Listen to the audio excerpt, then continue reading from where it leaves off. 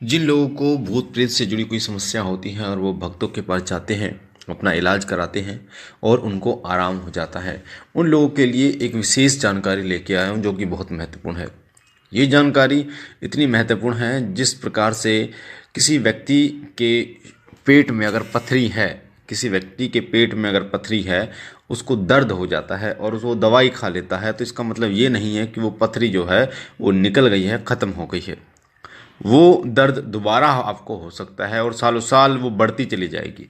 वो पथरी सालों साल, 5 साल, 6 साल बाद वो और बड़ा रूप धारण कर लेगी। उसी तरीके से जिन लोगों को भूत प्रेत से जुड़ी समस्याएं हैं और जो लोग धागा किसी से बनवाते हैं, किसी भगत से धागा बनवाते हैं या किसी से कोई इलाज कराते हैं, कोई उतारा कराते हैं, उन लोगों के लिए विशेष जानकारी दे दूं कि अगर वो ये सोचते हैं कि उन्होंने आपको आराम दे दिया कुछ समय का, तो ये आपकी बहुत बड़ी भूल है।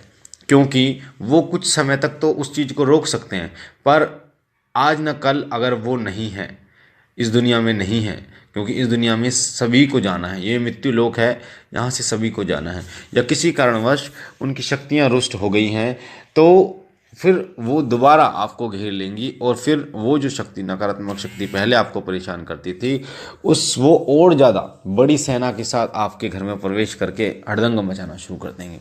इसलिए कहा जाता है कि जब भी आप किसी से इलाज कराओ, जब भी आप किसी से इलाज कराओ, वैसे तो आप स्वयं भी कर सकते हैं, मैंने कई वीडियो के माध्यम से बताया।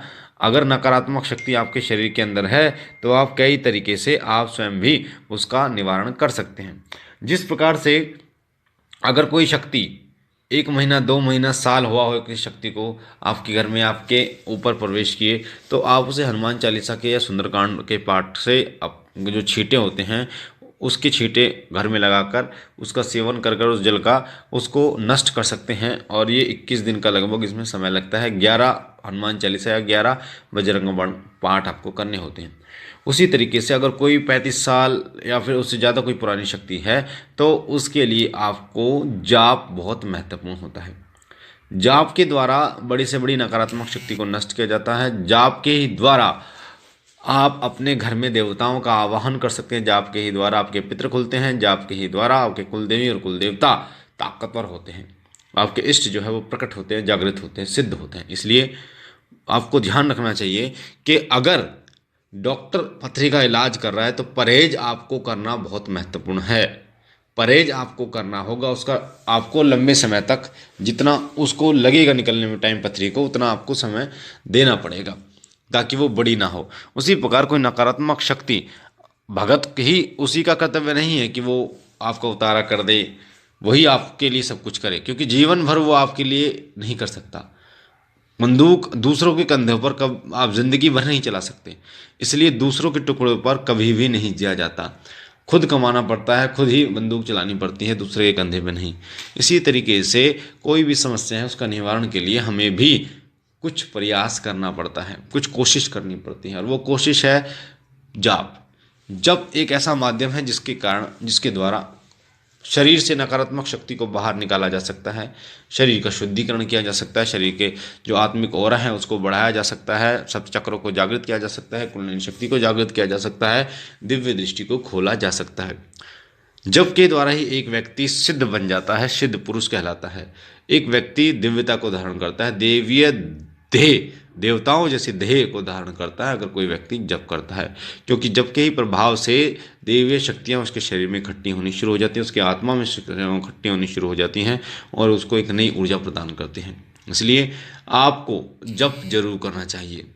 अगर कोई प्रेत बाधा है और आपने किसी से इलाज कराया है तो भी आपको जप जरूर करना चाहिए, और अगर आपको कोई प्रेत बाधा नहीं है तो भी आपको जप जरूर करना चाहिए। क्योंकि कई बार प्रेत बाधा आपके शरीर में होती तो जरूर है, पर उसके लक्षण दिखाई नहीं देते, उसके लक्षण दिखाई नहीं देते, पर वो कहीं ना कहीं आपके कामों को बिगाड़ती रहती है, आपको परेशान करती रहती है, आपके जो जीवन में समस्याएं खड़ी करती रहती है। तो अगर आप जप करेंगे तो ये जो जप है ये नकारात्मक शक्ति को तो नष्ट करेगा, उसको साथ ही उसके प्रभाव को नष्ट करेगा और आपको एक नई उन्नति प्रदान करेगा आध्यात्मिक जीवन की तरफ, और सदैव आपकी रक्षा करेगा।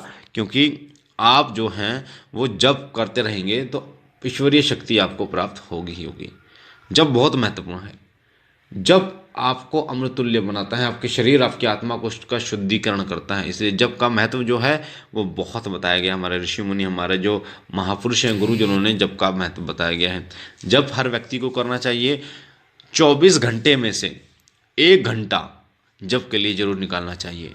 चाहे आप सुबह 1 घंटा जप करें या सुबह शाम आधा आधा घंटा जप करें। साथ ही मानसिक रूप से चलते फिरते जप आपको जरूर करना चाहिए। इससे आपको आध्यात्मिक शक्तियाँ प्राप्त होती हैं, आध्यात्मिक ऊर्जाएं प्राप्त होती हैं। तो जो व्यक्ति जप को नहीं छोड़ता, जो व्यक्ति मंत्र जप करता रहता है, उसके जीवन में बहुत सारे बदलाव आते हैं। उसका भौतिक जीवन तो बदलता ही है, उसका आध्यात्मिक जीवन भी बदल जाता है पूर्ण रूप से, और उसका व्यवहार, उसके संस्कार सब बदल जाते हैं।